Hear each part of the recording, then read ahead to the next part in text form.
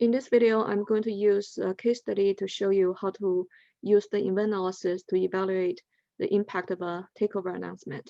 The case in point is Procter & Gamble acquires Gillette, and the official announcement for this acquisition was released on Procter & Gamble's website on January 28, 2005.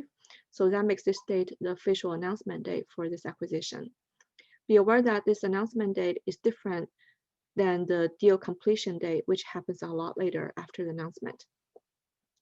So in this case, Procter & Gamble is the acquirer and Gillette is the target. And usually in an M&A deal, acquired stock is adversely impacted by the announcement, and the target's stock price is positively impacted by the announcement. So that's just the norm for M&A studies, so you know what to expect going into it. So the first step is to figure out the announcement date, and after you figure out announcement date, then you can carve out the event window. For a typically M&A deal, the announcement comes unexpected, so the event window for the announcement is usually pretty short. In this case, it's set 2 days prior and 3 days after. So you look up the actual calendar date that will correspond to these 2 calendar days for the event window. And then once you establish the event window, then you can carve out the estimation window.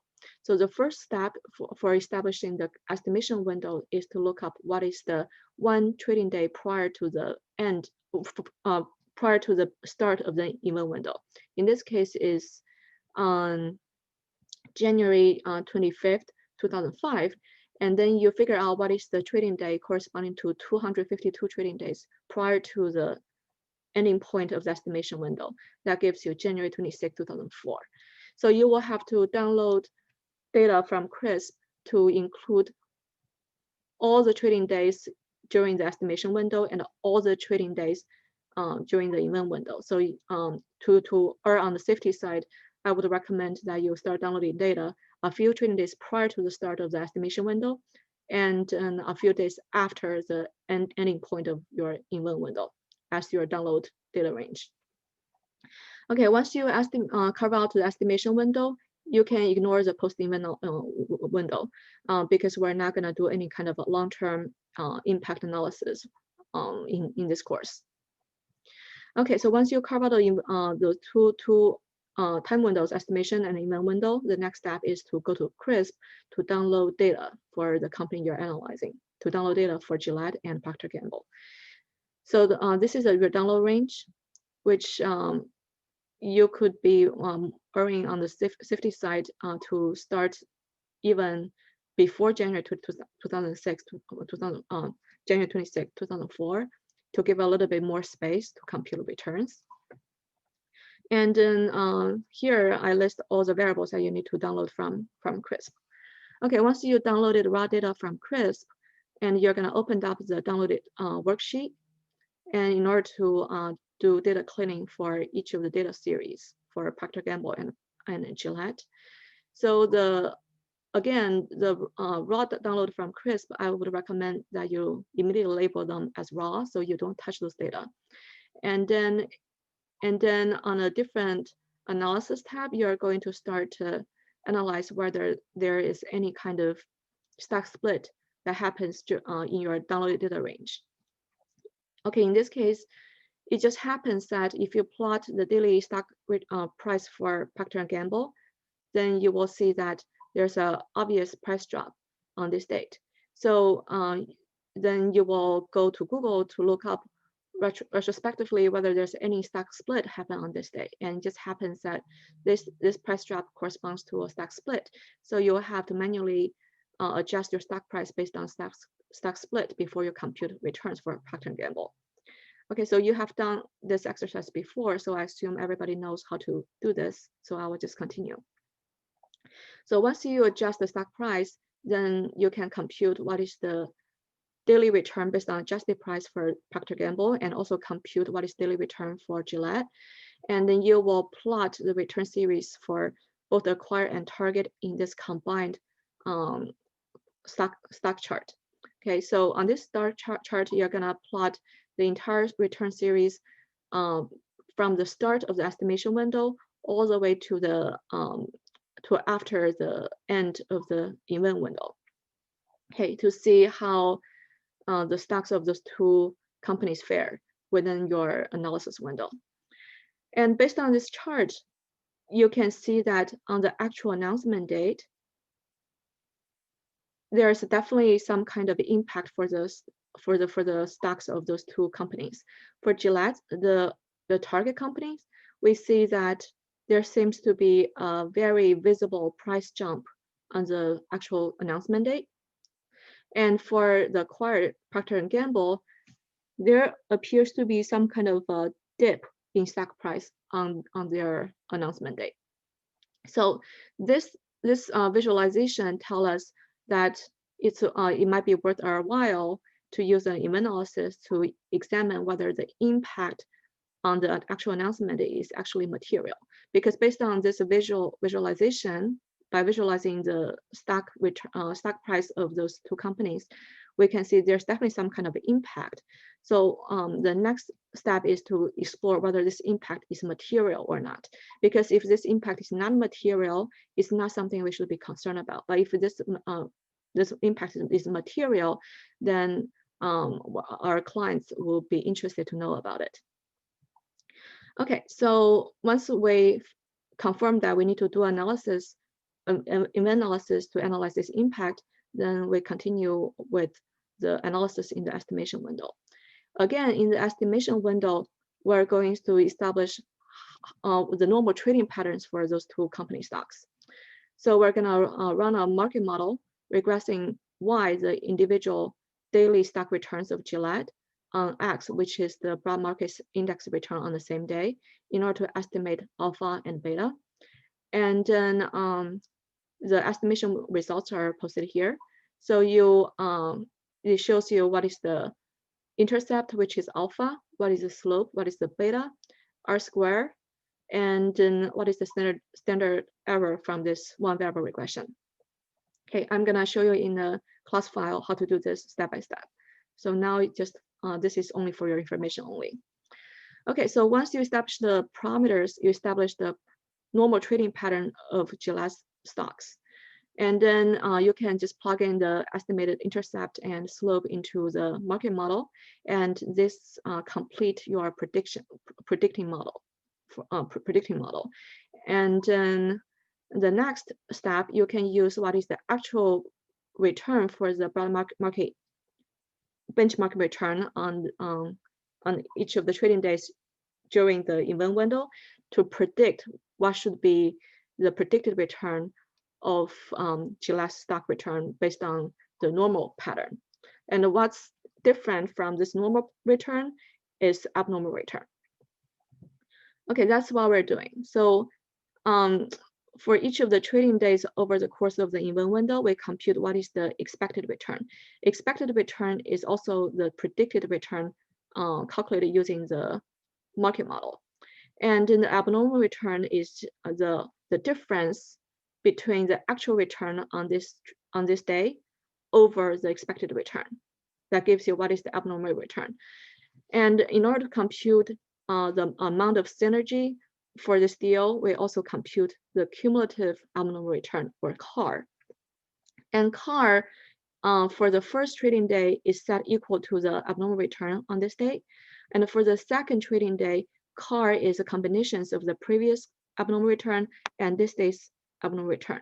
And again, for the third trading day, the CAR is a combination of all the previous abnormal returns, as you will see later in the class file. Okay, so once you compute abnormal returns for each of the trading days over the course of the event window, the next step is to conduct hypothesis tests to test whether these abnormal returns are material or not. So you will first compute what is the t-statistics. T-statistics is using abnormal return divided by the standard error of the regression estimated previously in the market model. And then that gives you what is the t-statistic based on abnormal return. And then the next step, you're going to compare the t-statistics against the critical value for a two-tailed test, which is the critical value is 1.96. So you're gonna write an if statement to help you make this conclusion. The if statement says if the t-stats is greater than 1.96 or smaller than negative 1.96, then the significance is yes. So that means in this case, the impact is material. Otherwise, the impact is non-material or no. Okay, so once you run a hypothesis test, then the very final step is to compute what is the total amount of synergy in this M&A deal. And then it will be easier if I show you how to compute synergy in a class file example. All right, let's pause this video, and then I will switch window to the class file. Okay, now you are on the class file. So at the beginning, you have to download the daily return data for Gillette, the target, and Procter Gamble, the acquirer. And once you downloaded these files, you immediately label these tabs raw, because these are the raw data you don't want to touch. And the next step is to use the VLOOKUP function to combine the price series for the downloaded data for Procter Gamble and for Gillette. And before you compute the daily returns based on the daily price, you have to examine whether there's any kind of stock split during your downloaded time window. Once you clean the data and adjust the price after, adjust the stock price based on stock split, then you can compute what is the daily returns by using a log return on the adjusted daily price. And now you have two return series for both acquire and target. The next step is to plot a chart to visualize the two price series for Procter & Gamble and Gillette. So for Procter & Gamble, you see that on the actual announcement day, the price seems to decrease by a significant portion. And for Gillette, the impact seems to be more noticeable. On the actual announcement day, the return of Gillette increased significantly. So that means there's definitely space for us to perform an event analysis to examine whether the impact of the announcement is material or not. Okay, so once you visualize this data and confirm you do need to use an event analysis, that's where we start to build an event analysis to confirm the impact is material. We start with estimation during the estimation window. So in the estimation window, you're using 252 trading days of stock price to establish the normal trading patterns for Gillette. So in order to do that, you run a market model to establish what is the alpha and beta and the standard error of the regression. The intercept is the alpha. So I'm just gonna recreate this from scratch with you. So you're gonna use the intercept function and select what regress y on x. The y is the individual stock return of Gillette on a daily basis. So you are going to go down to the last day of return on last day's return on the estimation window. So just go over 1 day prior to the start of the event window. So go to the last day of the estimation window and then press Control Shift and the up arrow to select the entire returns series for Gillette over the course of the estimation window. You can see in your Excel file, this is 252 trading days worth of stock returns for Gillette. Okay, so Gillette's return is a Y series, and now you're gonna regress on the X series. The X series, we use a Standard and Poor's index return, S&P index return. So again, you will select the returns for S&P during the same time frame and close the parentheses. And then to be more convenient to help me copy down this formula, I'll just log the rows and columns for this time range, so I can just copy down this formula without having to select the data series again.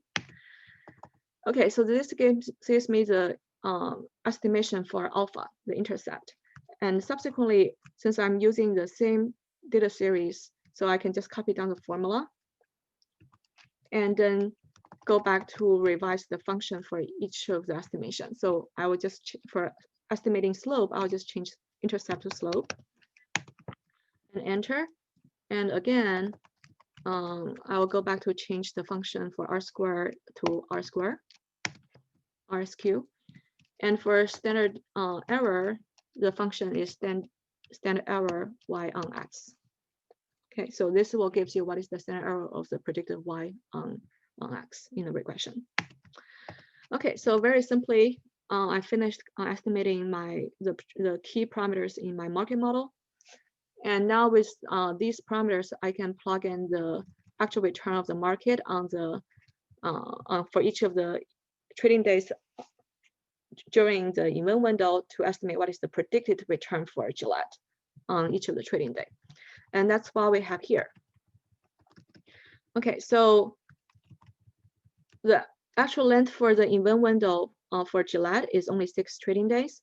For each of the trading days, I compute what is the expected return and what is the abnormal return and what is the cumulative abnormal return.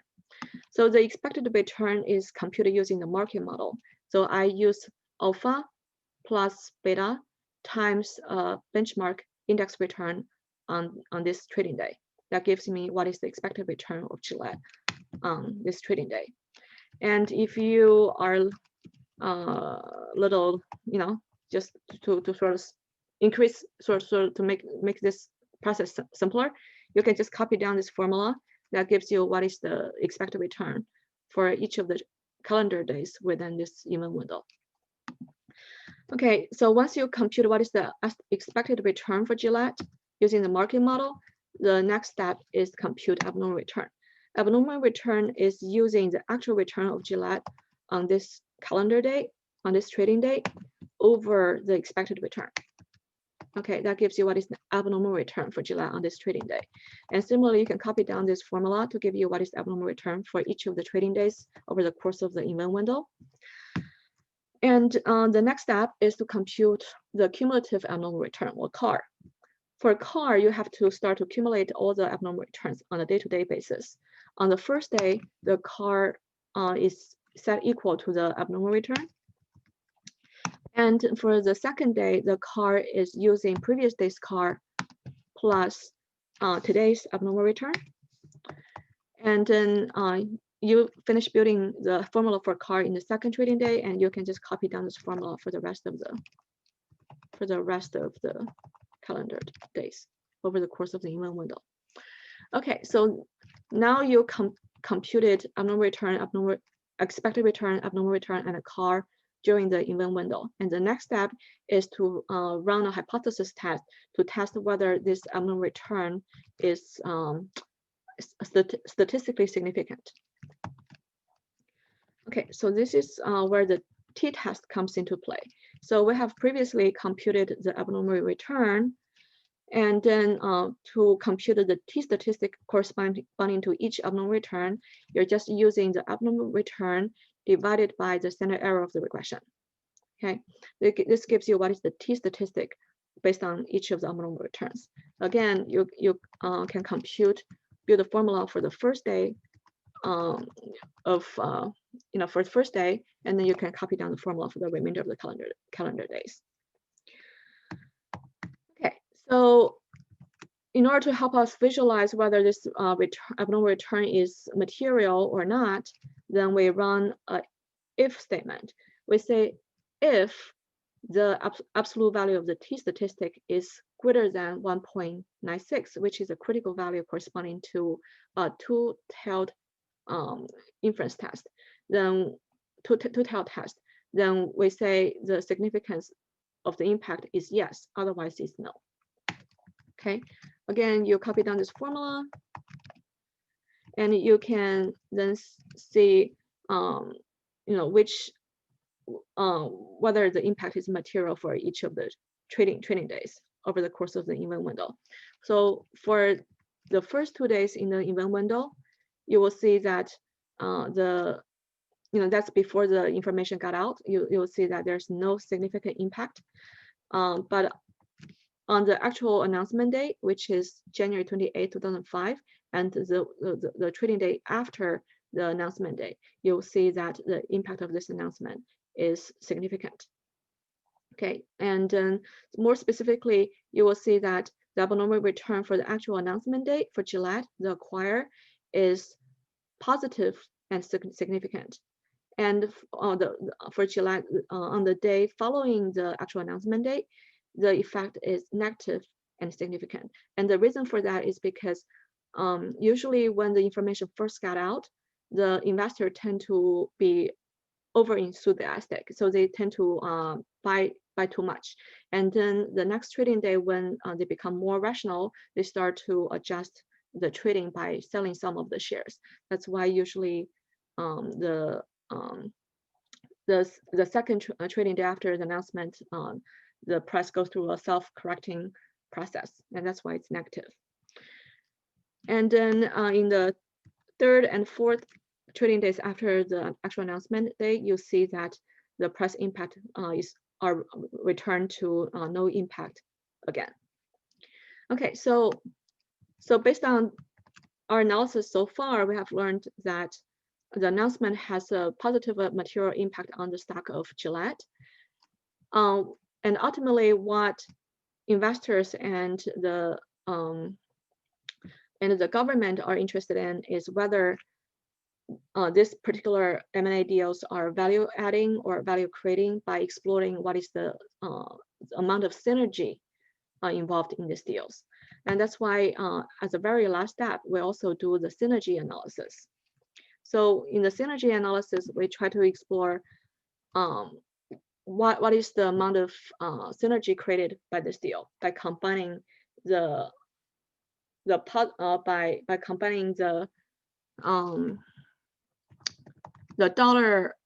dollar synergies in both acquire and dollar synergies in both acquires and target. Okay, so that's where the CARs come into play, the cumulative abnormal returns.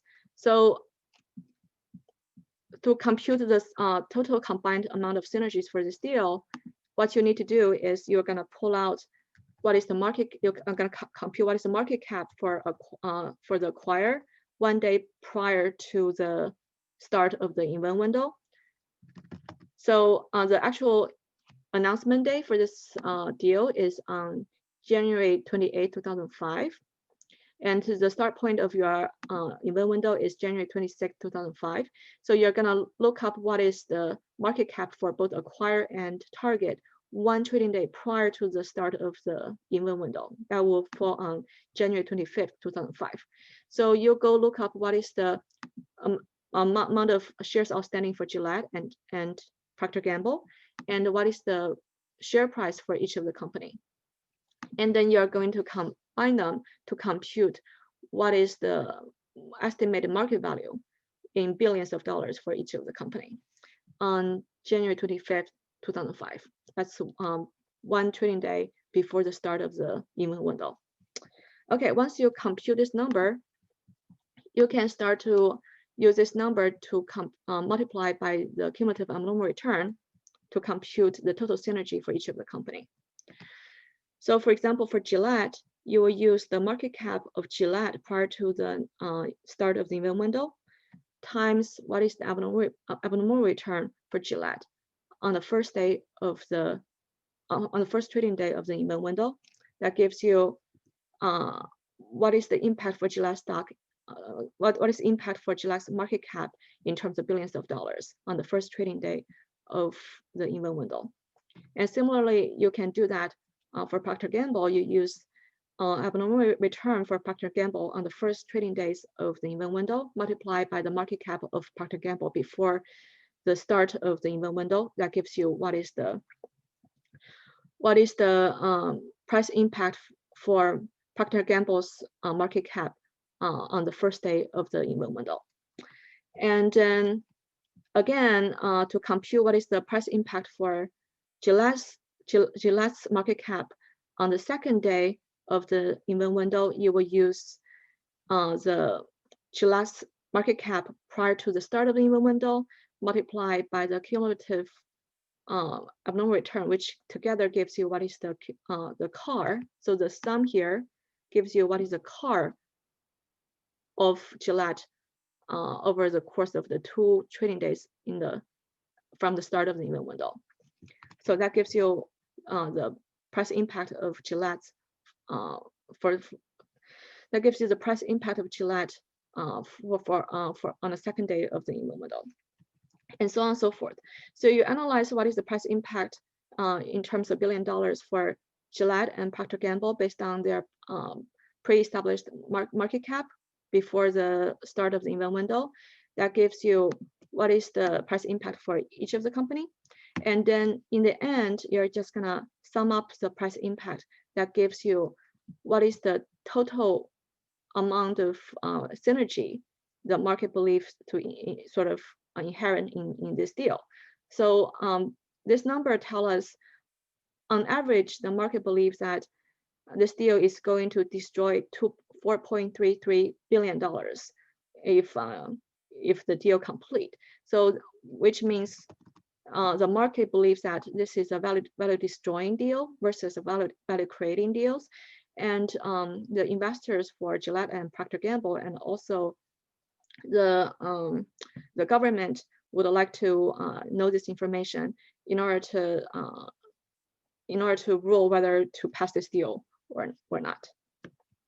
And that's how you run an event analysis for merger and acquisition deal transaction.